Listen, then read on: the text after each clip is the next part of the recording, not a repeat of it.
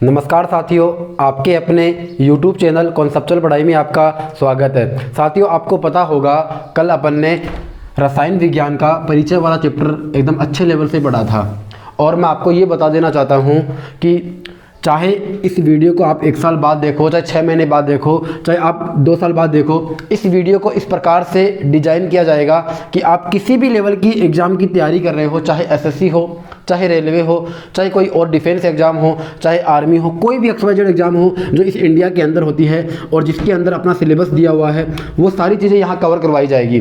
तो साथियों, आपको पता होगा कल अपन ने इंट्रोडक्शन का पढ़ा था और आज अपन पहला चैप्टर स्टार्ट करते हैं जिसका नाम होगा पदार्थ एवं इसकी अवस्था।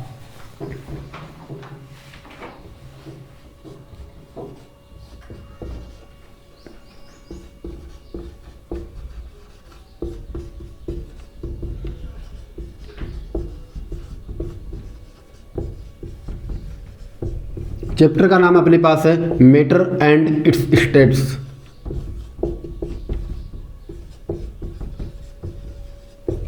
सबसे पहले मैं आपको बताना चाहूँगा कि पदार्थ क्या होता है। सबसे पहले अपन को इसके बारे में जानना पड़ेगा कि व्हाट इज मैटर, मैटर वास्तव में क्या होता है। फिर अपन पढ़ेंगे कि इसकी अवस्थाएं क्या होती है।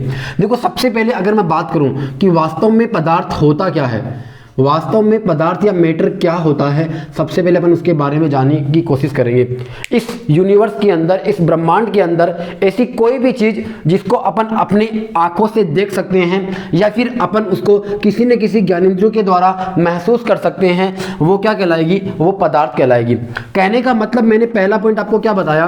पहला पॉइंट अपने पास पदार्थ को पहचानने का एकमात्र तरीका है, वो क्या है कि हमारी ज्ञानेंद्रियों के द्वारा हम उसको पहचान सकते हैं।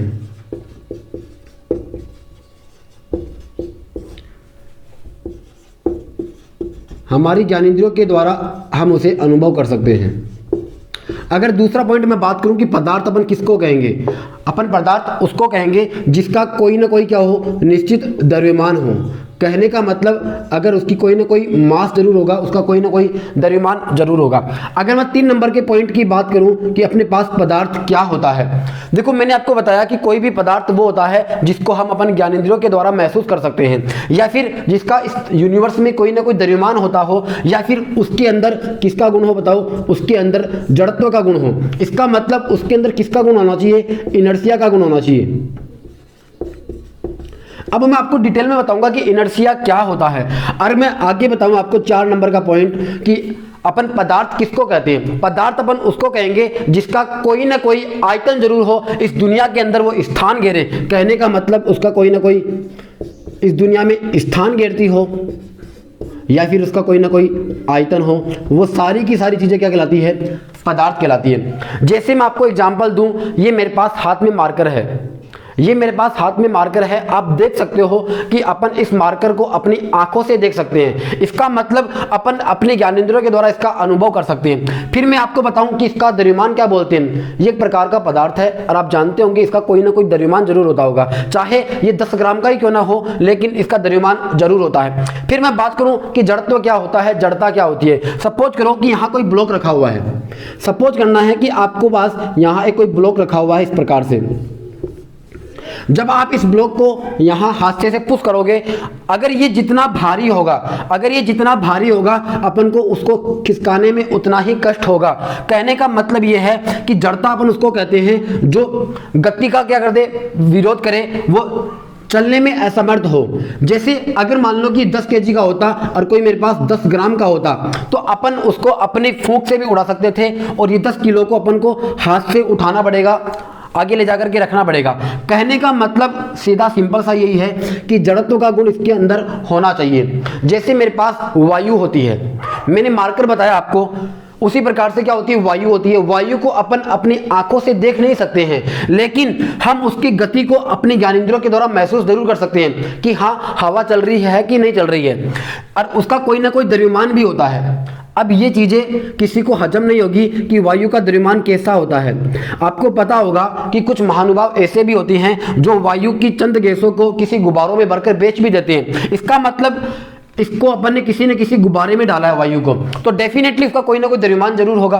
फिर मैं क्या बता रहा हूँ, उसमें जड़त्व का गुण होगा।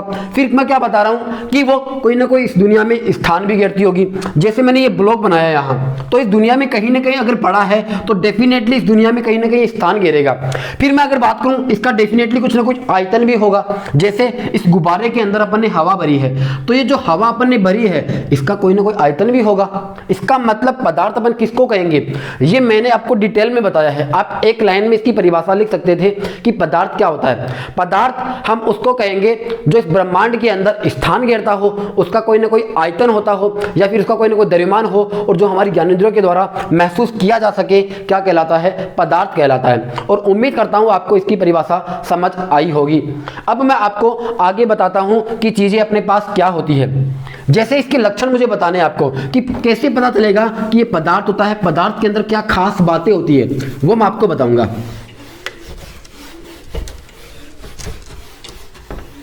तो अपने पास सबसे पहले मैंने आपको परिभाषा बताई। अगर मैं बात करूं इसकी प्रॉपर्टीज की, प्रॉपर्टीज का मतलब अगर मैं बात करूं कि पदार्थ के लक्षण क्या क्या होते हैं, मैंने अभी अभी आपको यहां एक ब्लॉक बना करके दिखाया था। अगर मैं बात करूं, उस ब्लॉक को नहीं दूं तो आपके सामने जो ये मार्कर है, आपके सामने ये जो बोर्ड है, आपको एकदम भली भांति दिख रहा होगा। ये जो मेरे पास मार्कर है, आपको पता होगा एकदम कंपोजिट शेप के अंदर है, इसका निश्चित अपने पास स्थान है। अगर मैं बात करूं सबसे पहला पॉइंट कि इसके क्या लक्षण हो सकते हैं, आपको पता होगा कि एक ठोस है ये, और ठोसों के कण क्या होते हैं, एकदम पास पास में होते हैं। इसका मतलब क्या होता है, पदार्थ के अंदर एक लक्षण क्या होता है कि पदार्थों के अणुओं के मध्य अंतराण्विक स्थान होता है। अपने पास पहला लक्षण क्या होता है, पदार्थ के पास अंतराण्विक स्थान होता है। इसका मतलब क्या होता है, इंटर मोलिकुलर स्पेसेज।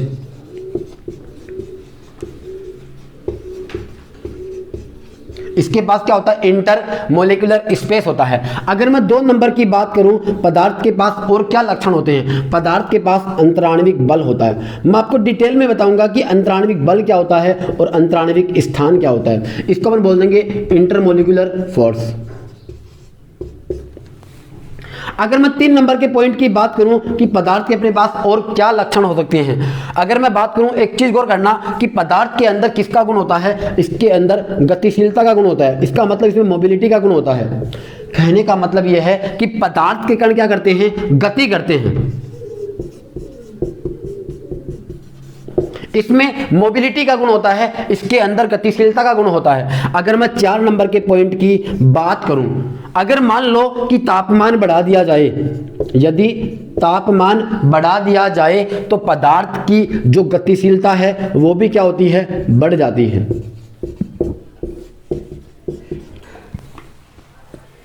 मैंने आपको एकदम से की पॉइंट बताए हैं कि पदार्थ के लक्षण क्या होते हैं। पहला मैंने आपको अंतराण्विक स्थान बताया, दूसरा मैंने आपको अंतराण्विक बल बताया, और तीसरा मैंने आपको मोबिलिटी अर्थात गतिशीलता बताया। अब आपको एकदम से गौर से स्क्रीन पे नजरें गड़ा करके रखनी है कि अंतराण्विक स्थान क्या होता है। देखो, कोई भी पदार्थ होता है, आपको पता होगा कि उस पदार्थ के अणुओं के बीच के अंदर, उसके आपस के अंदर कोई ना कोई स्पेस जरूर होता होगा। इसका मतलब कोई भी पदार्थ अपने पास उसके बीच में निश्चित स्थान जरूर होगा। इसी को अपन क्या बोलते हैं, इंटरमोलिकुलर स्पेस बोलते हैं, अंतराण्विक स्थान बोलते हैं। अब आप ये भी जानते होंगे कि कोई भी ठोस के पार्टिकल एकदम से पास पास में होते हैं। इसका मतलब क्या होते हैं, उनमें से एक अणु और उसका दूसरा अणु आपस में एक दूसरे को खींच करके रखते हैं। इनका मतलब क्या होता है, वे एक दूसरे को अपनी तरफ खींचते हैं। ऐसे जब वो दोनों एक तरफ दूसरे को खींचेंगे तो वो एकदम से क्या होते हैं, पैक्ड होते हैं, एकदम से पास पास में होते हैं। जब एकदम से पास पास होते हैं तो अपन कह देंगे कि इनके अंदर इनका जो अंतराण्विक बल होता है, आपस में जो लगा रखा है उन्होंने, वो क्या होता है, एकदम अच्छा होता है। इनके मध्य अंतराण्विक बल पाया जाता है। अगर मैं ठोस की अपेक्षा किसकी बात करूं, गैसों की बात करूं, तो गैसों के कण क्या होते हैं, दूर दूर होते हैं, तो उनमें अंतराण्विक बल क्या हो जाएगा, कम हो जाएगा। मैं आपको पदार्थ की जब अवस्था बताऊंगा तब मैं डिटेल में बताऊंगा ठोस क्या होता है, द्रव क्या होता है, गैस क्या होता है। मैं एक बार गुण बता रहा हूं कि क्या क्या गुण होने चाहिए थे इसके अंदर। अब मैं आपको बता रहा हूं गतिशीलता। आपको पता होगा कि जब अपन कोई ऐसा पदार्थ लेते हैं जिसमें बहने का गुण हो, जैसे मैं बात करूं पानी, जब अपन पानी को किसी फर्श पे गिरा देंगे तो उसमें क्या होता है, गतिशीलता का गुण आ जाता है। लेकिन आपने ये भी देखा होगा कि जब ताप बढ़ जाता है तो गतिशीलता का गुण भी बढ़ जाता है। जैसे मैं आपको एग्जांपल बताऊं, सपोज करना कि मेरे पास ये कोई कंटेनर है, ये मेरे पास कोई कंटेनर है और इस कंटेनर में एक पानी रखा हुआ है और इस पानी को मैं किसी बर्नर के द्वारा गर्म करता हूं। मैं इस कंटेनर में पानी रखा हुआ है, इस पानी को मैं किसी बर्नर के द्वारा गर्म करता हूं। जब गर्म करूंगा इसका ताप क्या होगा, बढ़ने लगेगा। आप देखते होंगे, आपने कभी नोटिस किया होगा कि पहले ये पानी का लेवल एक जैसा रहता है। लेवल का मतलब क्या होता है, ये पानी शांत रहता है। लेकिन जैसे जैसे मैं ताप बढ़ाऊंगा इसमें क्या हो जाएंगे, इसके अणुओं के मध्य गतिशीलता का गुण आ जाएगा। कहने का मतलब जो अंतराणविक स्थान है वो भी बढ़ने लग जाएगा और अंतराणविक बल है वो कम होने लग जाएगा। इसका मतलब क्या होता है, इनके अंदर जो अंतराणविक बल था वो खत्म होने लगेगा धीरे धीरे, क्योंकि उनके अणुओं के बीच में बॉन्डिंग टूटती जाएगी। जैसे ही बॉन्डिंग टूटेगी उनके अणुओं के बल क्या हो जाएंगे, अणु दूर दूर हो जाएंगे। कहने का मतलब क्या होते हैं कि जब अपन उच्च ताप पे किसी पानी को गर्म करते हैं तो वो पानी नाचने लगता है। इसे नाचने लगने का मतलब क्या होता है, उनमें गतिशीलता का गुण आने लगता है। कहने का मतलब अपन कह सकते हैं कि वो पानी क्या हो गया, उबलने लग गया है। जब उबलने लग जाएगा तो आप समझ जाओगे कि उसके अंदर क्या आ जाता है, गतिशीलता का गुण आ जाता है। कहने का मतलब ये अपने पास क्या थी बताओ, ये अपने पास पदार्थ के लक्षण थे। और उम्मीद करता हूं कि आपको ये चीजें एकदम अच्छे लेवल से समझ आई होगी कि पदार्थ के लक्षण क्या होते हैं। अब अपन एक स्टेप आगे मूव करते हैं और आपको ये बताता हूं कि पदार्थ की अवस्थाएं क्या होती है। आपने पढ़ रखा होगा ठोस, द्रव और गैस, लेकिन आपको पता होगा कि इसके अलावा भी अपने पास दो अवस्थाएं और है जिसका नाम है प्लाज्मा और बोस-आइंस्टीन कंडेंसेट। तो अब अपन को क्या पढ़ना है, पदार्थ की अवस्था पढ़ना है।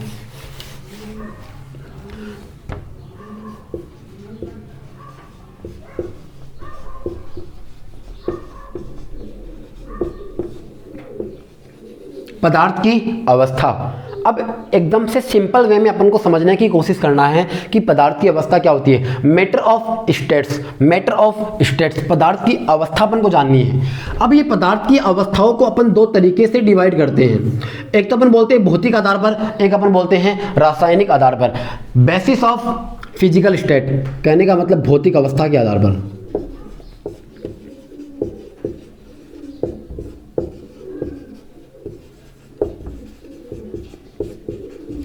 भौतिक अवस्था के आधार पर, और दूसरा अपने पास है रासायनिक अवस्था के आधार पर।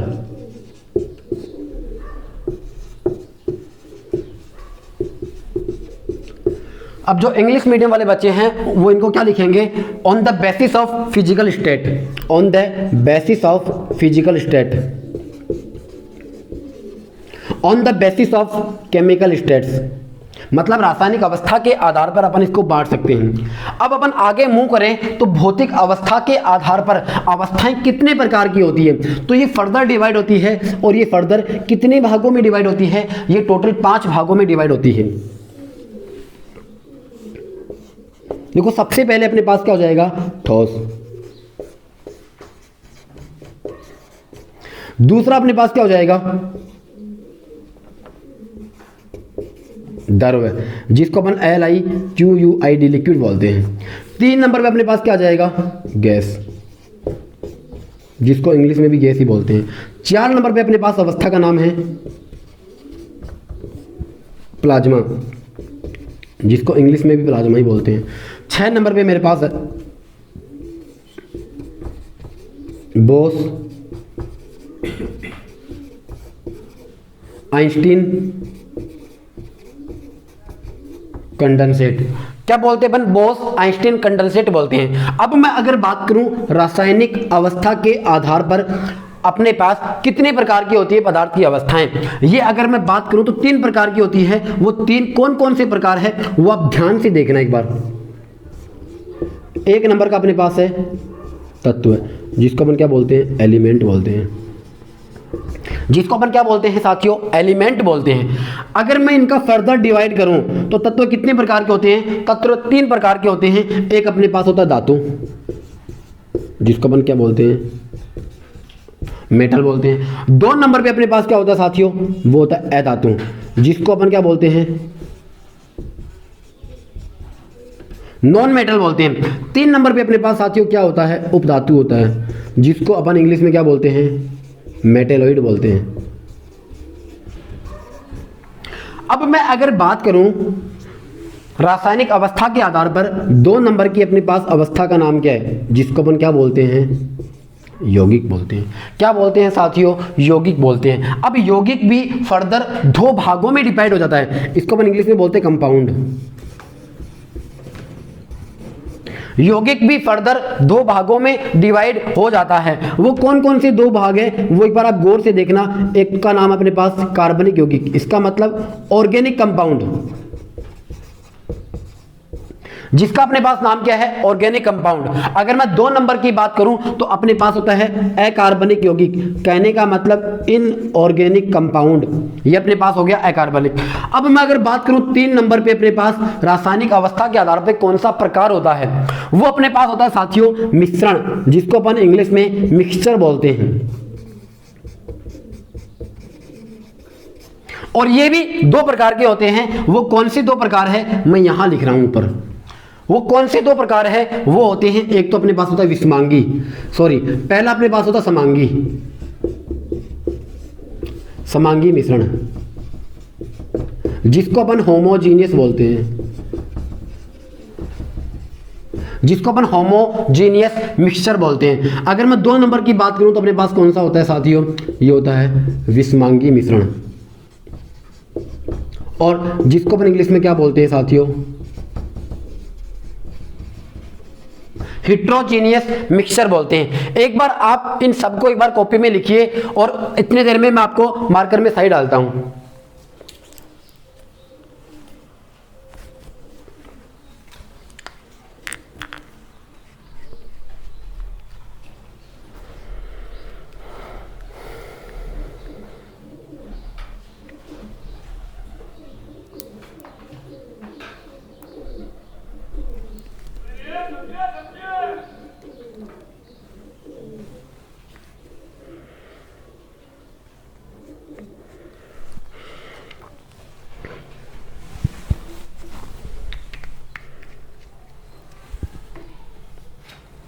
उम्मीद करता हूं कि साथियों आपने ये लिखा होगा।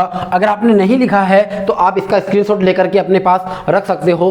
अब अपन इनका एक एक करके पोस्टमार्टम करेंगे। सबसे पहले अपन भौतिक अवस्था के आधार पे देखेंगे कि अवस्थाओं के कौन से प्रकार हैं, फिर अपन रासायनिक अवस्था के आधार पे देखेंगे। तो मैं इनको एक बार साफ कर रहा हूँ, यहाँ से आप स्क्रीनशॉट ले सकते हो।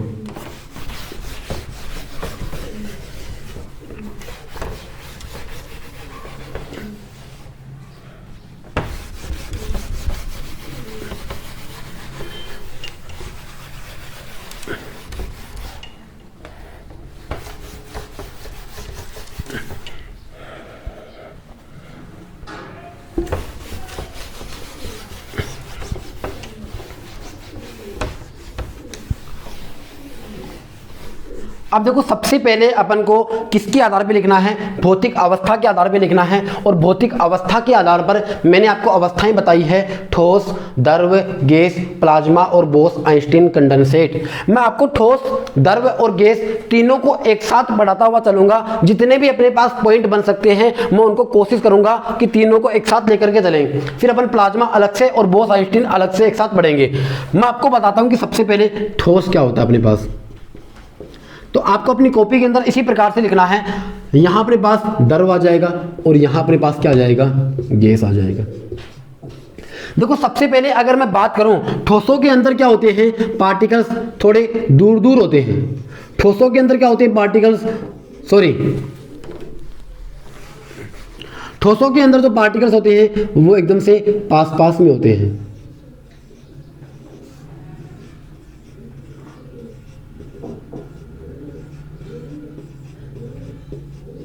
इस प्रकार से होते हैं। लेकिन द्रवों में क्या होते हैं, थोड़े दूर होते हैं। और अगर मैं गैस में बात करूं तो गैसों में पार्टिकल क्या होते हैं, और ऐसे दूर दूर होते हैं, और उनका निश्चित कोई आकार भी नहीं होता कि वो किस प्रकार से वो होते हैं। देखो, सबसे पहले अपने पास संयोजन कुछ इस प्रकार से होता है। अब अपन क्या करेंगे, एक एक करके इनके गुण पढ़ेंगे। अब आपकी नजरें स्क्रीन से हटनी नहीं चाहिए। मैं बार बार करके आपको इनके गुण बताऊंगा कि अपन कैसे पहचान करेंगे कि ये ठोस है, कैसे पहचान करेंगे कि इसका ये द्रव का गुण है, कैसे पहचान करेंगे कि ये गैसों का गुण है। जैसे मैं सबसे पहले अगर पॉइंट की बात करूं कि इसके अंदर क्या होता है, जो अंतराण्विक बल होता है ठोसों के अंदर, अंतराण्विक बल जिसको अपन इंटर मोलिकुलर फोर्सेज बोलते हैं, वो सबसे ज्यादा होता है। इसका मतलब इसके अंदर क्या होता है, अंतराण्विक बल। मैं यहां लिख देता हूं,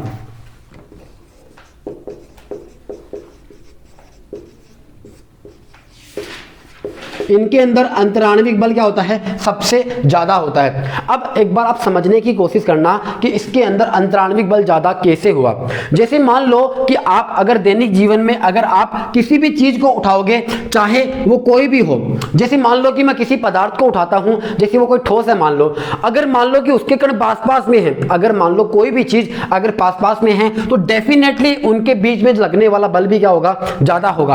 आप किसी रिश्ते को भी उठा सकते हो कि अगर मान लो कि किसी का जुड़ाव एकदम से अच्छा है, कहने का मतलब अगर कोई भी दो लोग एकदम पास पास में हैं तो डेफिनेटली क्या हो गया कि उनके बीच में जो आकर्षण बल है वो क्या होगा, एकदम पीक लेवल का होगा। जिस दिन आकर्षण बल खत्म हो जाएगा वो भी क्या हो जाएंगे, एक दूसरे से दूर हो जाएंगे। कहने का मतलब अपने पास अंतराण्विक बल क्या होगा, सर्वाधिक होगा। कहां होगा, वो ठोसों के अंदर होगा। अपन सीधा सा इतना सा कह सकते हैं कि जिनके अंदर अणु पास पास में होते हैं वह अंतराण्विक बल क्या होता है, सबसे ज्यादा होता है। अब इसके अंदर क्या होता है, 2 नंबर के पॉइंट की अगर मैं बात करूं, इसके अंदर जो अंतराण्विक स्थान होता है वो क्या होता है, सबसे कम होता है। वो अंतराण्विक स्थान सबसे कम कैसे होता है, वो एक बार गौर करना। आपको पता होगा कि पहला पार्टिकल ये है और दूसरा पार्टिकल ये है, और दोनों के बीच में आप गैप देख सकते हो कितना है, जबकि यहां आप देख सकते हो इन दोनों के बीच में गैप कितना है, जबकि आप यहां देख सकते हो इन दोनों के बीच में गैप कितना है। कहने का मतलब जैसे अपन ठोस से द्रव में जाते हैं तो अंतराण्विक स्थान क्या होता है, बढ़ता है, और अंतराण्विक बल क्या होता है, घटता है। अगर मैं फिर गैसों में चला जाऊंगा तो वहां अंतराण्विक बल और कम हो जाएगा, जबकि अंतराण्विक स्थान क्या हो जाएगा, और ज्यादा बढ़ जाएगा। और आपको भी पता होगा कि जब कोई दो चीज बहुत दूर दूर होती है तो उड़ने लग जाती है। कहने का मतलब यह है कि उनके पंख हो जाते हैं, वो एक प्रकार से स्वतंत्र हो जाती है। जिस प्रकार गैसों के अंदर क्या होता है, उड़ने का गुण होता है। अगर मैं बात करूं यहां देखो, मैं आपको द्रव में भी साथ साथ में बता देता हूं कि अंतराण्विक बल क्या होता है, कि आपको पता होगा कि इसमें अणु क्या हो गए, दूर दूर हो गए। अणु कम होते ही इसमें क्या हो जाएगा, बताओ, अंतराण्विक बल कम। किससे कम हो जाएगा, ठोसों से कम होता है। अंतराण्विक बल क्या होता है, ठोसों से कम होता है। अगर मैं गैसों की बात करूं तो गैसों के अंदर अंतराण्विक बल सबसे कम होता है। अंतराण्विक बल क्या होता है, सबसे कम होता है, जबकि इसके अंदर अंतराण्विक स्थान क्या होता है साथियों, सबसे ज्यादा होता है। अंतराण्विक स्थान क्या होता है साथियों, सबसे ज्यादा होता है। ये अपन को डाटा याद रखना है चीजों को। अब इसके अंदर अगर मैं बात करूं तो एक प्रकार से अपन बोल सकते हैं कि इसके अंदर चीजें क्या होती है, मीडियम होती है। मीडियम का मतलब क्या होती है, इसके अंदर अंतराण्विक स्थान ठोस से तो क्या होता है, ज्यादा, लेकिन गैसों से क्या होता है, कम होता है। अब मैं 3 नंबर के पॉइंट की बात करूं, जिसका मेरे पास गुण का नाम है विसरण, और जिसको अपन इंग्लिश में क्या बोलते हैं साथियों, डिफ्यूजन बोलते हैं। जिसको अपन 3 नंबर पे क्या बोलते हैं, डिफ्यूजन बोलते हैं। अब डिफ्यूजन क्या होता है, विसरण क्या होता है, ये एक प्रकार से अपन रसायन विज्ञान का ही टॉपिक है एक प्रकार से, कि विसरण क्या होता है। जब कोई भी चीज उच्च सांद्रता से निम्न सांद्रता की ओर अपने आप गति करने लग जाए, वो क्या कहलाती है, विसरण का गुण कहलाता है। जैसे मैं आपको एग्जाम्पल बताऊं, आपको पता होगा कि जब अपन को जल, जैसे मान लो कि मेरे पास ये कोई इस प्रकार से है, अगर आप यहां कोई जल की बूंद गिराओगे ना तो वो क्या हो जाएगी, अपने आप नीचे आ जाएगी। वो क्या हो जाएगी, अपने आप नीचे आ जाएगी। कहने का मतलब हाई लेवल से लो लेवल अपने आप आ जाता है जल, लेकिन कभी भी लो लेवल से ऊपर की ओर कोई भी चीज अपने आप नहीं चढ़ती है। अपन को किसी न किसी मैकेनिज्म या किसी न किसी मोटर की आवश्यकता जरूर होती है। इसी प्रकार से क्या होता है कि जो ठोस होते हैं उन ठोसों के अंदर विसरण का गुण क्या होता है, कम होता है। कहने का मतलब विसरण क्या होता है, उच्च सांद्रता से कम सांद्रता की ओर अपने आप जब प्रवाह हो जाता है गैसों का, ये गुण सबसे ज्यादा कहां होता है, इसके अंदर होता है। विसरण का गुण सबसे ज्यादा कहां होता है बताओ साथियों, ये होता है गैसों के अंदर। मैं आपको एग्जांपल बताता हूं कोई और। आप जिस कमरे में बैठ करके ये वीडियो देख रहे होंगे, आपको पता होगा अगर इस कमरे के अंदर कहीं ना कहीं किसी कॉर्नर के अंदर कोई अगरबत्ती जल रही होगी, या मान लेता हूं कि कोई ऐसी सामान पड़ा होगा जिसकी स्मेल आ रही होगी, किसी कॉर्नर में पड़ी होगी, लेकिन आप देखते होंगे कि वो स्मेल या वो गंध पूरे कमरे में एक साथ फैल जाती है एक समान रूप से। कहने का मतलब क्या होता है कि इस प्रकार से फैल जाना ही क्या कहलाता है? विसरण कहलाता है। लेकिन ये ठोसों के अंदर क्या होता है? सबसे कम होता है। सबसे कम किस में होता है? विसरण का गुण ठोसों में होता है, और इसके अंदर क्या होता है? एक प्रकार से मीडियम ही होता है। कहने का मतलब इसमें विसरण का गुण ठोस और गैस के बीच में होता है, और सबसे ज़्यादा किस में होता है? इसके अंदर होता है। अगर मैं 4 नंबर की बात करूं, 4 नंबर का पॉइंट अपन को क्या याद रखना है? वो अपने पास है घनत्व, अर्थात डेंसिटी। अब घनत्व क्या होता है, डेंसिटी क्या होता है, वो आपको देखना है। आपको पता होगा साथियों कि इसके अंदर जो अंतराण्विक स्थान होता है वो क्या होता है? एकदम से पास में होता है। किसकी बात कर रहा हूं मैं? ठोसों की बात कर रहा हूं। जबकि गैसों में क्या हो जाएगा? थोड़ा और दूर हो जाएगा, और गैसों के अंदर क्या हो जाएगा? और दूर हो जाएगा। कहने का मतलब ठोस में अंतराण्विक स्थान कम, फिर थोड़ा इसमें ज्यादा हो जाएगा, फिर उसमें क्या हो जाएगा? सबसे ज्यादा हो जाएगा। जिसके अंदर अंतराण्विक स्थान सबसे कम होता है उसके अंदर घनत्व सबसे ज्यादा होता है। कहने का मतलब ठोसों का घनत्व क्या हो जाएगा? सबसे ज्यादा हो जाएगा। कहने का मतलब जिसका अंतराण्विक स्थान सबसे कम, वहां घनत्व सबसे ज्यादा, और इसका क्या हो जाएगा? एक प्रकार से मीडियम ही हो जाएगा। लेकिन इसके अंदर क्या हो जाएगा बताओ? आपको पता होगा घनत्व इसमें सबसे कम किसके अंदर हो जाएगा? गैसों के अंदर। गैसों के अंदर घनत्व सबसे कम होता है। अगर मैं आगे बात करूं 5 नंबर के पॉइंट की, अगर मैं बात करूं 5 नंबर के पॉइंट की, 5 नंबर का पॉइंट अपने पास क्या होता है? अगर मैं बात करूं इसके आयतन की, अगर मैं बात करूं इसके आकार की, ये दोनों के दोनों क्या होते हैं साथियों? निश्चित होते हैं।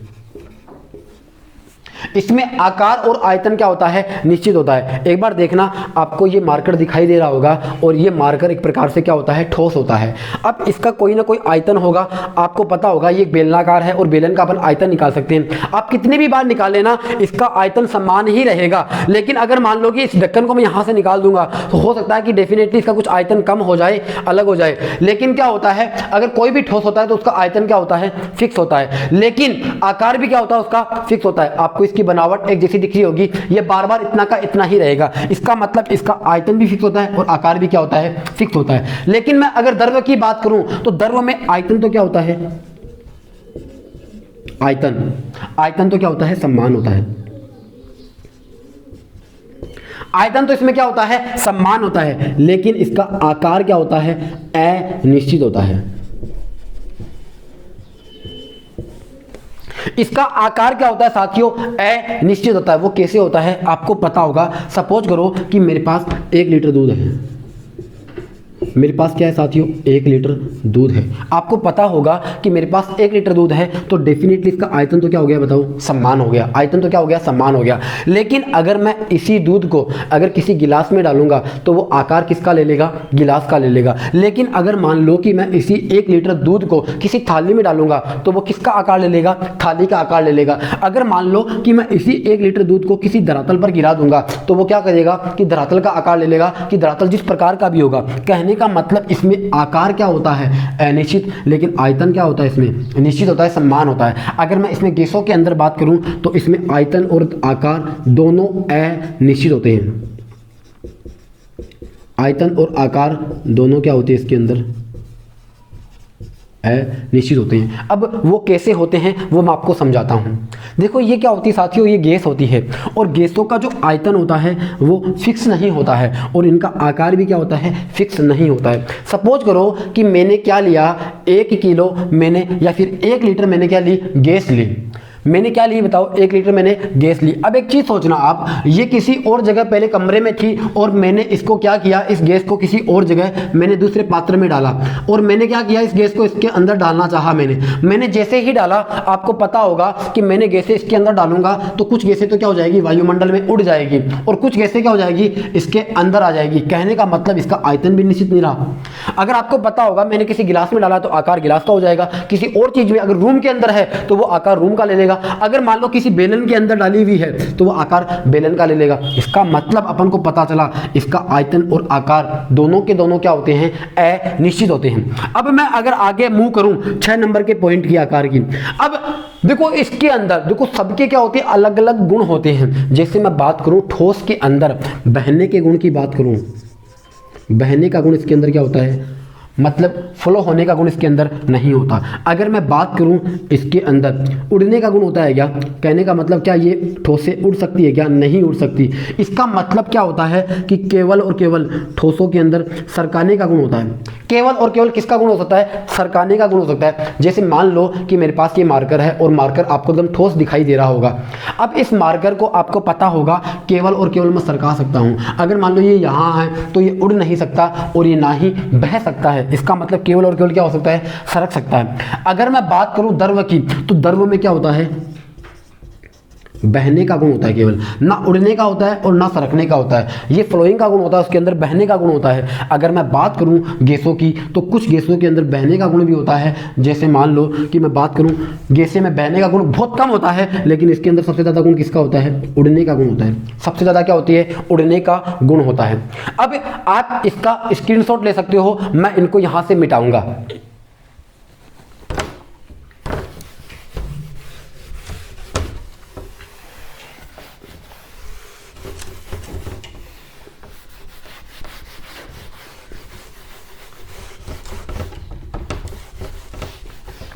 अब देखो अगर मैं आगे बात करूं 7 नंबर के पॉइंट की, 7 नंबर का पॉइंट अपने पास क्या है।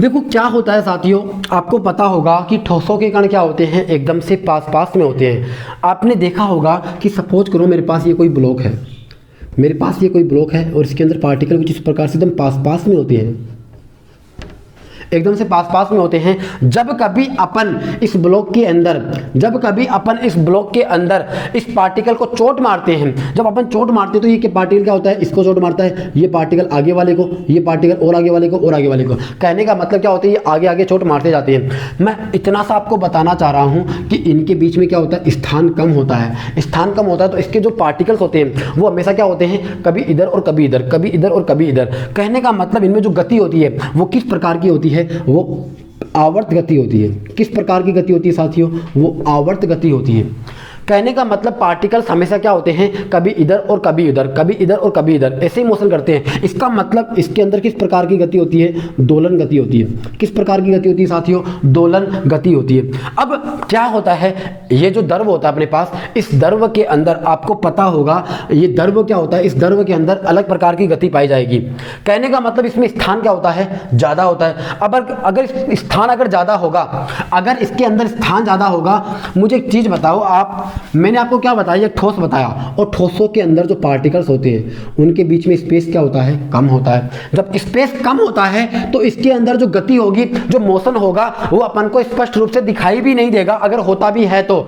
लेकिन इसके अंदर जो गति होती है वो एकदम से कम होती है। अगर मैं द्रव की बात करूं तो द्रव के अंदर पार्टिकल्स के बीच में क्या होता है, स्पेस ज़्यादा होता है। स्पेस अगर ज़्यादा होता है तो इसके अंदर गति क्या होती है, ज़्यादा होती है। और इसके अंदर गति क्या होती है, सबसे ज़्यादा होती है। वो क्यों होती है सबसे ज़्यादा, क्योंकि इसके अंदर स्थान भी क्या होता है, सबसे ज़्यादा होता है। इसीलिए आपको पता होगा कि जब कभी भी अपन पानी के अंदर तैरते हैं, जब कभी अपन पानी के अंदर तैरते हैं तो अपन को ज़्यादा जोर आता है, और जब अपन वायु के अंदर दौड़ लगाते हैं तो अपन को उतना ज़्यादा जोर नहीं आता है। इसी का कारण यही है क्योंकि गैसों के अंदर वायु के पार्टिकल्स दूर दूर होते हैं, जिसकी वजह से हमें गति करने में आसानी होती है। जबकि जल के अंदर अपन गति करने में और ज़्यादा परेशानी महसूस करते हैं, और ठोसों के अंदर तो अपन सबसे ज़्यादा परेशानी महसूस कर सकते हैं। मुझे एक चीज़ बताओ, क्या आप ठोसों के अंदर गति कर पाओगे क्या? इसका मतलब क्या होता है, ठोसों के अंदर जो गति होती है वो नगण्य होती है, इसके अंदर थोड़ी और ज़्यादा हो जाएगी, और अपन सबसे ज़्यादा किस में होती है, इसके अंदर होती है।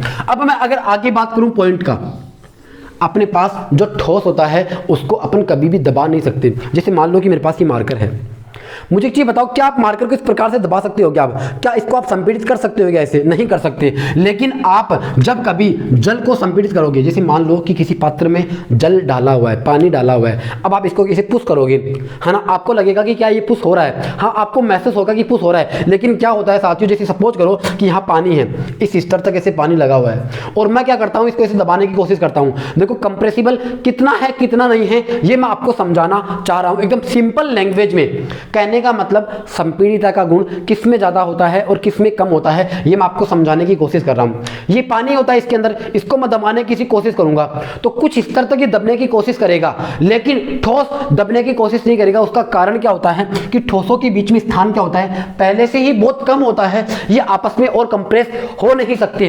जबकि द्रव के अंदर क्या होता है, स्पेस होता है। जब अपन दबाएंगे तो ये क्या हो जाएंगे, पार्टिकल थोड़े और पास में आ जाएंगे। समझने की कोशिश करना आप। और गैसों के अंदर क्या होते हैं, पार्टिकल्स और ज्यादा दूर दूर होते हैं, तो इसके अंदर अपन को जो संपीड़ितता का गुण होता है वो अपन को क्या होगा, एकदम से स्पष्ट नजर आएगा। तो एक चीज अपन को क्रिस्टल के लिए ये समझ आती है कि जिसके पार्टिकल्स जितने ज्यादा दूर दूर होंगे उनमें संपीड़ितता का गुण उतना ही ज्यादा होगा। इसका मतलब मैं ये कह सकता हूं कि ये जो ठोस होता है वो क्या होता है, असंपीड्य होता है। इसका मतलब ये क्या होता है, इनकम्प्रेसिबल होता है। क्या होता है साथियों, ये इनकम्प्रेसिबल होता है। अगर मैं द्रव की बात करूं तो ये क्या होता है, ये भी इनकम्प्रेसिबल ही होता है।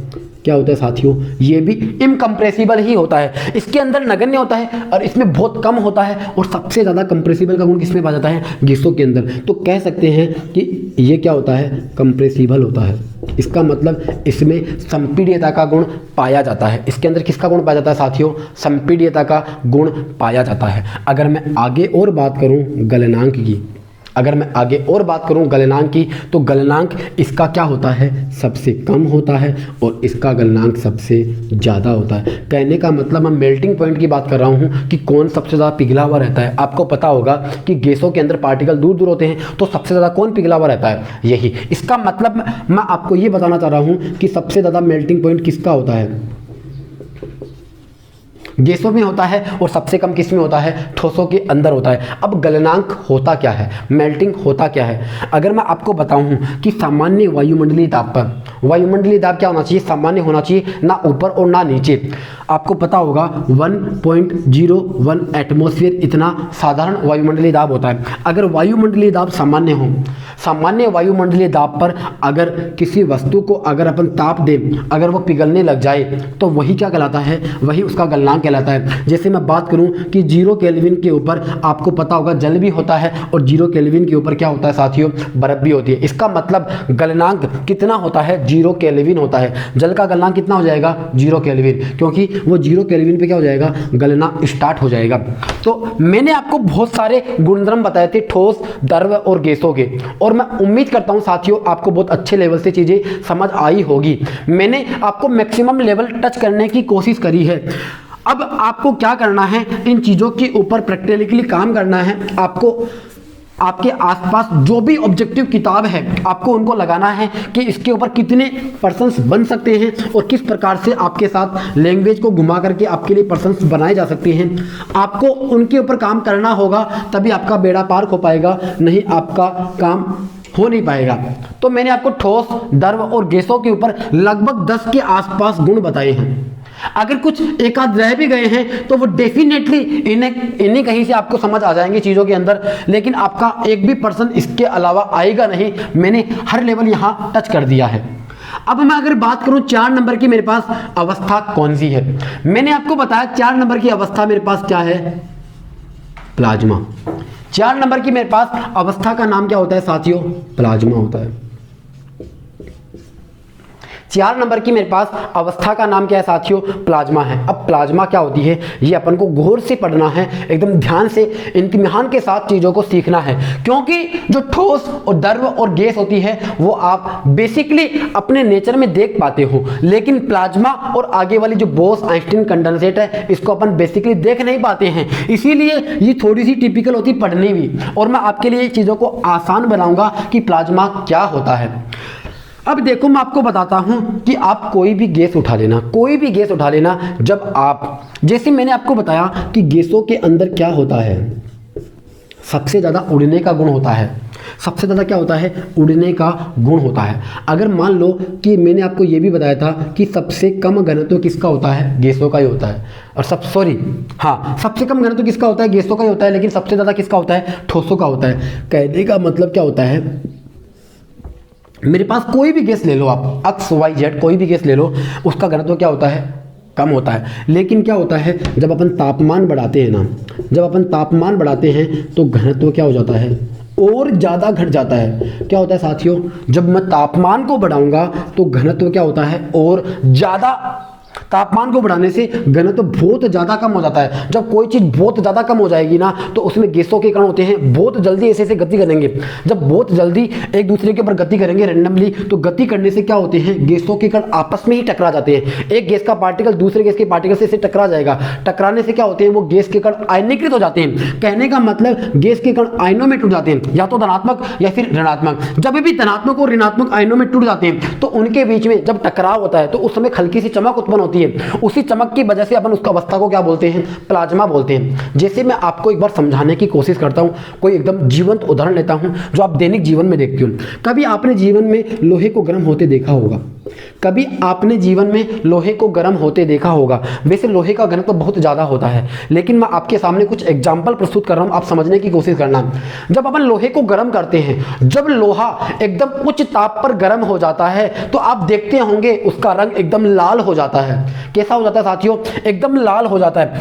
आप जब उच्च ताप पर गर्म कर दिया होता है, उस स्थिति में जब आप लोहे को ढंग से देखोगे इत्मीनान के साथ, तो आप नजर ये लगा पाओगे कि अब वो लोहा एकदम तरल भाग में बदल चुका होता है। किसमें बदल चुका होता है साथियों? तरल भाग में बदल चुका होता है। जब आप उसको देखोगे ना, एक तो क्या होता है, लोहा एकदम नॉर्मल होता है, वो लोहा अपन को चमकता हुआ नजर नहीं आता है। जबकि गर्म किया हुआ जो लोहा होता है, जो तरल भाग में बदल चुका होता है, आपको वहां एक अलग ही चमक दिखेगी। वो चमक क्यों होती है? क्योंकि इसका घनत्व क्या होता है? ज्यादा होता है। जब मैंने इसको गर्म किया, गर्म करने से क्या होता है? घनत्व डाउन हो जाता है। डाउन होने से जब घनत्व कम होता है, तो उनके पार्टिकल एक दूसरे पर मूव करते हैं। मूव करने से उनके आयनों में टकराव होता है। टकराव होने से क्या होते हैं? चमक उत्पन्न होती है। उसी चीज को अपन क्या बोलते हैं? प्लाज्मा बोलते हैं। अब कुछ को समझ नहीं आता है कि तापमान बढ़ाने से घनत्व कैसे कम हो जाता है, तो मैं एक बार आपको समझाने की कोशिश करूंगा। कभी जीवन में आपने आइडियल गैस इक्वेशन पढ़ी होगी, जिसको अपन बोलते हैं हिंदी में आदर्श गैस समीकरण। वो क्या होती है अपने पास? PV बराबर MRT होती है। क्या होती है साथियों? PV बराबर MRT होती है। अब एक चीज गौर करना आप, ये यहाँ M किसको रिप्रेजेंट करता है? द्रव्यमान को रिप्रेजेंट करता है। यहाँ R क्या है? गैस नियतांक है। T यहाँ क्या है बताओ? तापमान है। अगर मैं V की बात करूँ, यहाँ V आयतन है। अगर मैं यहाँ P की बात करूँ, तो P यहाँ क्या है? प्रेशर है। अब मैंने क्या किया, एक बार इसको कॉन्स्टेंट मान लिया, मैंने इसको सामान्य वायुमंडलीय दाब पर मान लिया। कहने का मतलब ये कॉन्स्टेंट मान लिया, इसकी वैल्यू मैंने कितनी मान ली? एक बार 1 मान ली।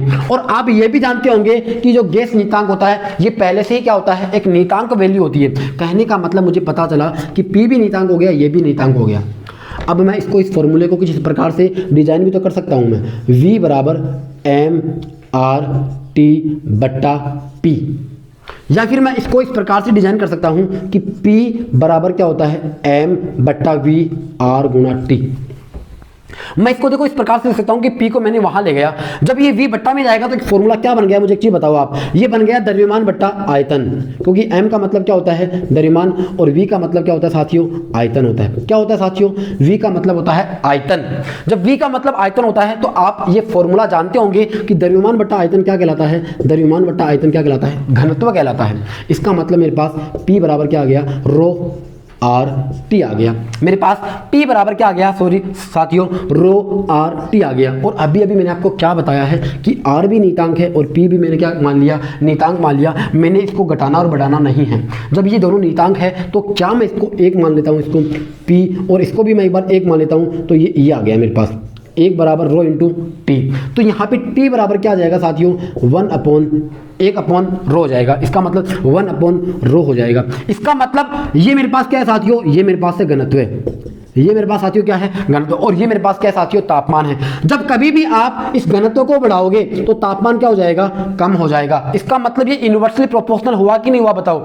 देखो जब मैं तापमान को घटाऊंगा तो घनत्व क्या हो जाएगा, बढ़ जाएगा, लेकिन जब कभी मैं तापमान को बढ़ाऊंगा तो घनत्व क्या हो जाएगा, बताओ साथियों, कम हो जाएगा। और ये का यही मैकेनिज्म, ये का यही कॉन्सेप्ट अपन को यहां काम में लेना है। और ये चीजें कैसे आई, आपको लगा होगा कि अपन को चीजें रटनी पड़ेगी, तापमान बढ़ाने पे घनत्व घटता है या फिर घटाने पे बढ़ता है, ये यहां से चीजें आती है और आपको चीजें समझ आई होगी। अब मैं आपको समझाने की कोशिश करूंगा कि प्लाज्मा क्या होता है, और आपको समझ आया होगा कैसे तापमान बढ़ाने पे घनत्व कम होता है। अब आपको एकदम सिंपल लैंग्वेज में इसकी परिभाषा लिखनी कि प्लाज्मा अवस्था क्या होती है।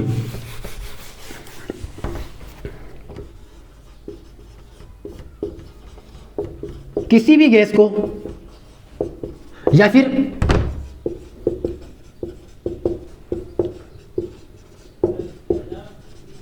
कम घनत्व वाली गैस को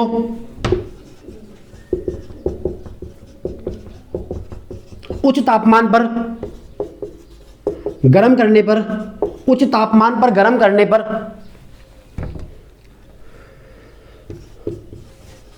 गैसों का घनत्व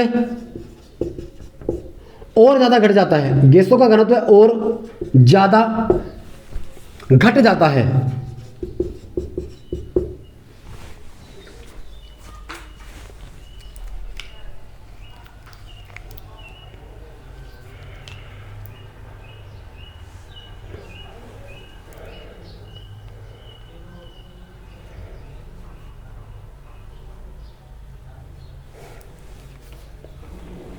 गैसों का घनत्व और ज्यादा घट जाता है, जिससे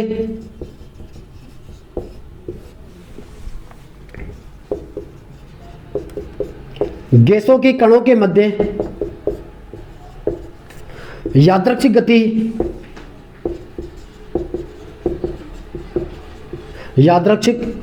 गति होने लगती है। गैसों के मध्य यादृच्छिक गति होने लगती है, जिससे गैसों के कण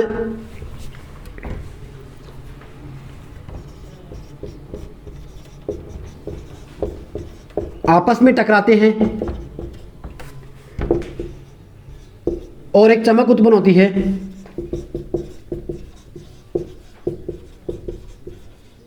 और इस समय जो अवस्था देखी जाती है वही क्या कहलाएगी, प्लाज्मा कहलाएगी। मैंने आपको क्या बताया, एकदम सिंपल लैंग्वेज में बताया है कि अगर आप किताबों की लैंग्वेज में जाओगे तो आपको ना तो समझ आएगा, ना आप चीज़ों को समझ पाओगे कि क्या माजरा चल रहा है। तो मैंने आपको ये एकदम सिंपल लैंग्वेज में समझाने की कोशिश करी है। मैंने आपको क्या बताया कि जब आप तापमान बढ़ाओगे ना किसी भी गैस का, तो डेफिनेटली क्या होता है साथियों कि उसका क्या होता है, उसका घनत्व घट जाता है। घनत्व घटने से क्या होते हैं, उनके अणुओं के कण आपस में टकराते हैं और चमक उत्पन्न होती है। अब मैं बात करूं कि इस प्रकार की चीजें अपन को कहां देखने को मिलती है। इस प्रकार की चीजें आपको वहीं देखने को मिलेगी जहां आपको उच्च तापमान मिलेगा, जहां आपको क्या मिलेगा, उच्च तापमान मिलेगा। जैसे मैं अगर बात करूं सूर्य के अंदर, या एक प्रकार से सूर्य क्या होता है, तारा होता है। जो तारा जो चमकते हैं, तारों के अंदर चमक होता है, वो किसकी वजह से होती है, उसके अंदर कौन सी अवस्था होती है, प्लाज्मा होती है। उसके अंदर कौन सी अवस्था होती है साथियों, प्लाज्मा होती है। जैसे आपने देखा होगा कि जो अपना सूर्य होता है, उस सूर्य के अंदर हाइड्रोजन गैस भी होती है और हीलियम गैस भी होती है। जब हाइड्रोजन गैस को अपन उच्च तापमान पे गर्म करते हैं, जब हाइड्रोजन गैस को उच्च तापमान पे गर्म करते हैं तो उनके अणुओं के मध्य और ज्यादा गति बढ़ जाती है, और ज्यादा गति बढ़ने से उनके अणु आपस इस प्रकार से यादृच्छिक गति बहुत भयंकर रूप से करते हैं। जब यादृच्छिक गति होगी उनके बीच में तो क्या होता है, एक कण दूसरे कण से टकराता है तो वो क्या हो जाते हैं, आयनीकृत हो जाते हैं। मैंने यहां एक लैंग्वेज में लिखवाया नहीं है। यादृच्छिक गति होने से गैसों के कण क्या होते हैं, आपस में टकराते हैं और वो आयनीकृत हो जाते हैं, जिससे एक चमक उत्पन्न होती है। ये अपन को एक बार करेक्शन कर लेना है। तो वो आयनों में टूट जाते हैं, एक चमक उत्पन्न होती है, और वो की वही क्या होती है, सूर्य के अंदर होती है। वो की वही क्या होती है, तारे के अंदर होती है। और आप जिस कमरे में बैठे हो, जो ट्यूबलाइट अभी जल रही है, उस जलती हुई ट्यूबलाइट के अंदर भी आप कौन सी अवस्था देख सकते हो, प्लाज्मा अवस्था देख सकते हो। वो कैसे होती है, आपको पता होगा कि जो अपने पास ट्यूबलाइट होती है या फिर अपने पास जो बल्ब होता है, उसके अंदर नाइट्रोजन गैस भरी जाती है, आर्गन गैस भरी जाती है बल्ब के अंदर। लेकिन मैं अगर बात करूं किसके अंदर, ट्यूबलाइट के अंदर मरकरी की वाष्प भरी जाती है। क्या भरी जाती है साथियों, मरकरी की वाष्प। तो मरकरी की वाष्प क्या होती है, प्रकार की गैसें होती है। जब जैसे अपन स्विच ऑन करते हैं, स्विच ऑन करते क्या होता है, टेम्परेचर बढ़ जाता है। टेम्परेचर बढ़ने से उसके कण यादृच्छिक से गति करते हैं, और अंदर क्या होती है, टकराते, टकराने से क्या होती है, चमक उत्पन्न होती है, और इसी अवस्था का नाम क्या होता है साथियों, प्लाज्मा होता है। और मेरे हिसाब से चीज़ें आपको समझ आई होगी और मैंने आपको बहुत अच्छे लेवल से इसको समझाने की कोशिश करी है। अब मैं आपको बताऊं कि इस अवस्था की सबसे पहले खोज किसने करी थी, वो करी थी विलियम्स क्रुक्स ने। इस अवस्था को सबसे पहले किसने खोजा था साथियों, विलियम क्रुक्स ने खोजा था। किसने खोजा था साथियों, विलियम क्रुक्स ने खोजा था। अगर मैं आगे बात करूं कि इस अवस्था का नामकरण किसने किया था, इस अवस्था को प्लाज्मा नाम किसने दिया था, लैंगम्यूर नामक व्यक्ति ने दिया था। किसने दिया था साथियों, लैंगम्यूर नामक व्यक्ति ने दिया था। ये जो था अपने पास, ये 1879 के आसपास की बात है। ये 1879 के आसपास इसकी खोज हो गई थी। तो उम्मीद करता हूं साथियों आपको प्लाज्मा अवस्था समझ आई होगी। अब मेरे पास लास्ट अवस्था बची है जिसका नाम है BEC, बोस आइंस्टीन कंडेंसेट।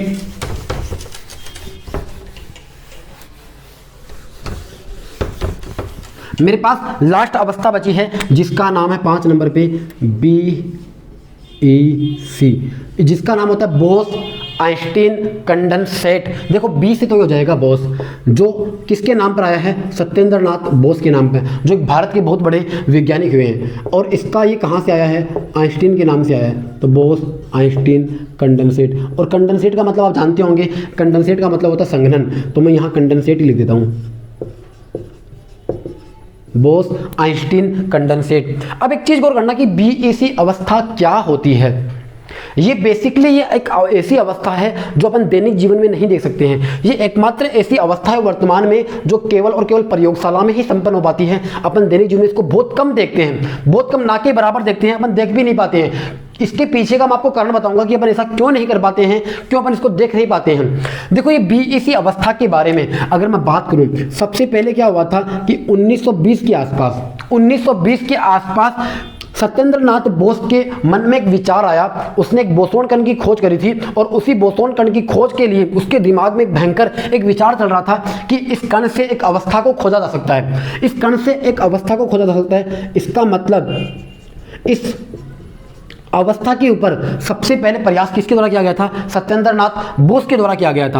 अब सत्येंद्र नाथ बोस ने क्या सोचा, उस समय के जो महान वैज्ञानिक थे उस वैज्ञानिकों में सूची में आता था नाम आइंस्टीन का। तो जितने भी उसके लेख थे, उन्होंने जो रिसर्च किया था, जो प्रमाण उसने अपने आप बनाए थे, वो प्रमाण उसने किसको भेजे थे, आइंस्टीन को भेजे थे। और आइंस्टीन ने उन पत्रों को पढ़ा तो उनको लगा कि हाँ वास्तव में ऐसी अवस्था दुनिया में एक और खोजी जा सकती है। तो उन्होंने ऐसा बताया कि आने वाले दिनों में एक ऐसी अवस्था आएगी जिसका नाम क्या पड़ेगा, BEC पड़ेगा। कहने का मतलब 1920 के आसपास ये अवस्था केवल और केवल ऐसी भविष्यवाणी करी गई थी कि हाँ आने वाले दिनों में ऐसी अवस्था आ सकती है। अगर मान लो कभी बाय द वे पेपर में ऐसा प्रश्न आ जाए कि BEC की खोज किसने करी, तो आपको सत्येंद्र नाथ बोस नहीं करना है। इसने केवल और केवल किसने क्या करी थी बताओ, भविष्यवाणी करी थी। क्या करी थी बताओ, भविष्यवाणी। कहने का मतलब जिस समय सत्येंद्र नाथ आइंस्टीन थे, उस समय इतने रिसोर्सेज नहीं थे कि इस भविष्यवाणी को वो अपने एक्सपेरिमेंट में तब्दील कर दे। लेकिन क्या हुआ, जैसे जैसे साल बीतते गए, एक्सपेरिमेंट होता गया और अपने पास रिसोर्सेज मिलते गए, तो 1995 के आसपास 3 वैज्ञानिकों ने 1995 के आसपास, एक का नाम था कार्नेल, एक का नाम था वुल्फगैंग और एक अपने पास है वेमेन। ये मैंने आपको शॉर्ट में नाम बताए हैं 3 आदमियों के। 1995 में कार्नेल, वुल्फगैंग और वेमेन, इन तीनों आदमियों ने 1995 के आसपास क्या किए थे, कुछ प्रयोग किए थे। किस अवस्था के आधार पे, BEC की अवस्था पर। और उन्होंने क्या किया, इनके ऊपर बहुत अच्छा रिसर्च किया और उनको रिसर्च करने के बाद आखिरकार 2001 में इस अवस्था की खोज करने के लिए, इस अवस्था की खोज करने के लिए क्या दिया गया, नोबेल पुरस्कार दिया गया। और आपको पूछा जा सकता है कि BEC की खोज करने के लिए किन 3 वैज्ञानिकों को नोबेल पुरस्कार दिया गया, और वो कब दिया गया, 2001 में दिया गया। लेकिन उन्होंने ये खोज कब करी थी, लगभग 1995 के आसपास ही उन्होंने अपना काम शुरू कर दिया था। इसका मतलब आप सोच सकते हो कि कितने सालों के बाद में ये चीजें हो पाई थी, क्योंकि उस समय रिसोर्सेज थे नहीं, अदरवाइज आइंस्टीन और बोस, सत्येंद्रनाथ बोस कोई कमजोर नहीं थे, वो भी इन चीज़ों को अंजाम दे सकते थे। अब मैं आपको बताता हूँ कि बीईसी होती क्या है। ये तो मैंने आपको इसका इतिहास बताया है, क्योंकि आजकल जो पेपर में प्रश्न आ रहे हैं वो क्या हो रहा है कि जो गड़े हुए मुर्दे हैं, जो मर चुके हैं गड़े हुए मुर्दे हैं, उनको प्रश्नों के द्वारा उखाड़ा जा रहा है। जैसे आपको पता होगा आइंस्टीन अब इस दुनिया में नहीं रहे हैं, सत्येंद्रनाथ बोस इस दुनिया में नहीं रहे हैं, लेकिन क्या होता है कि वो प्रश्नों के माध्यम से इस दुनिया के अंदर इस अस्तित्व में बने रहते हैं, उनका नाम हाईलाइट होता रहता है। तो कहने का मतलब क्या होता है कि बोस आइंस्टीन कंडेंसेट की खोज, सॉरी भविष्यवाणी किसने करी, बोस ने और आइंस्टीन ने करी थी। अब बीईसी अवस्था होती क्या है, आपने देखा होगा कि सबसे कम घनत्व वाली गैस, सबसे कम घनत्व वाली गैस, जैसे मैं बात कर लूं कि वायु, अगर मैं बात करूं वायु की, आपको पता होगा कि वायु का घनत्व कितना होता है। वायु का घनत्व बहुत कम होता है। अगर मैं वायु के घनत्व के अंदर अगर मैं किसका भाग दे दूं, अगर मैं 1 लाख का भाग दे दूं, अगर मैं इसके अंदर 1 लाख का भाग दे दूं, तो आपको पता होगा कोई भी चीज के अंदर अगर मान लो कि इसका घनत्व अपने पास है, इस घनत्व के अंदर मैं 1 लाख का भाग दूंगा,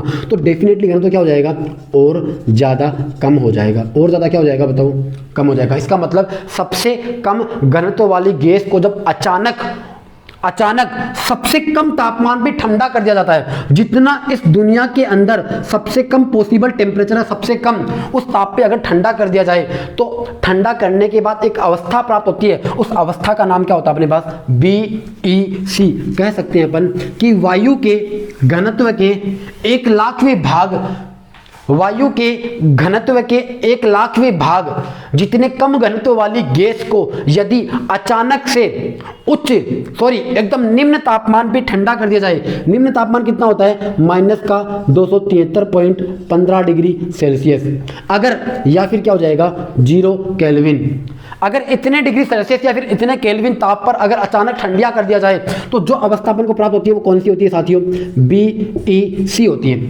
अब इसके अपने पास ज्यादा एग्जांपल नहीं है, फिर भी मैं आपको बताऊंगा कि आपने एक नाम सुना होगा सुपर कंडक्टर, आपने एक नाम सुना होगा सुपर कंडक्टर। तो सुपर कंडक्टर के अंदर कौन सी अवस्था देखी जाती है, बीईसी अवस्था देखी जा सकती है। और एक अपने पास क्या होता है, सुपर फ्लूइड होता है, एक अपने पास क्या होता है, सुपर फ्लूइड। अब सुपर कंडक्टर क्या होता है, जिसका रेजिस्टेंस क्या हो, प्रतिरोध 0 हो जाए, उसको अपन क्या बोलते हैं, सुपर कंडक्टर बोलते हैं।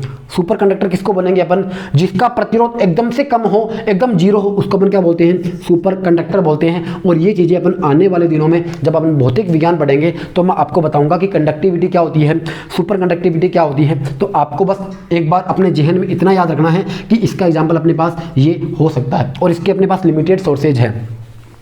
तो मैंने आपको आज पदार्थ की जितनी भी अवस्थाएं थी वो मैंने सारी की सारी बता दी है, ठोस, द्रव, गैस, प्लाज्मा और बोस आइंस्टीन कंडेंसेट। और उम्मीद करता हूं साथियों आपको बहुत अच्छे लेवल से चीजें समझ आई होगी। और आपको क्या करना है, अगर बहुत अच्छे लेवल से समझ आ जाए तो इस वीडियो को मैक्सिमम से मैक्सिमम लोगों के पास पहुंचाना है, और आपको चीजें बहुत ही अच्छे लेवल से सिखाई जाएगी। चाहे आप आने वाले 2 साल बाद पेपर देने वाले हो, चाहे आप 2 महीने बाद पेपर देने वाले हो, चाहे आप कल ही पेपर क्यों ना देने वाले हो, आपके लिए ये बहुत फायदेमंद वीडियो रहेगा। तो आपको ये चीजें सीखनी चाहिए और लोगों तक पहुंचानी चाहिए। तो आज के लिए साथियों बस इतना ही। आपका बहुत बहुत धन्यवाद।